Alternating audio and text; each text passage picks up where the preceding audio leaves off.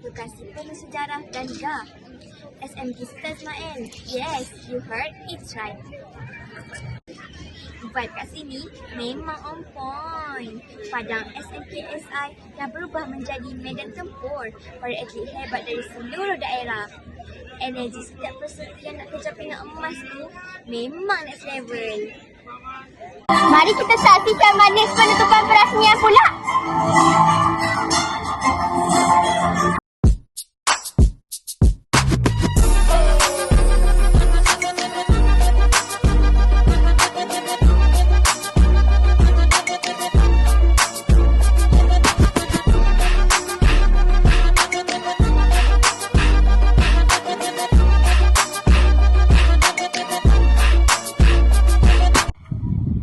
Wow, tahniah. Berat tak pingat tu? Terima kasih. Beratlah juga.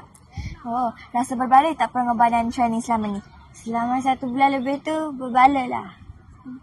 Terima kasih. Itu je dari saya. 3 perak telah dimenangi oleh Nur Aimah Fatia binti Muhammad Aiman dari SK Kuala Kemaman dengan catatan masa 32.3 sama. Perasaan awak menang Johan dalam 800 meter? Rasa bangga. Ada ucapan tak untuk penyokong awak?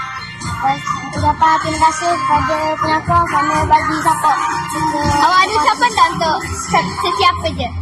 Ada, Okay, terima kasih. Jadi, jangan ke mana-mana. Follow rapat-rapat media sosial kami untuk liputan terkini dan sensasi. terus bersemangat dan terus menyokong daerah dan sekolah kita. Dan sentiasa bersama kami di TVPSS. Your best buddy. Signing off dari SKSI. Ciao.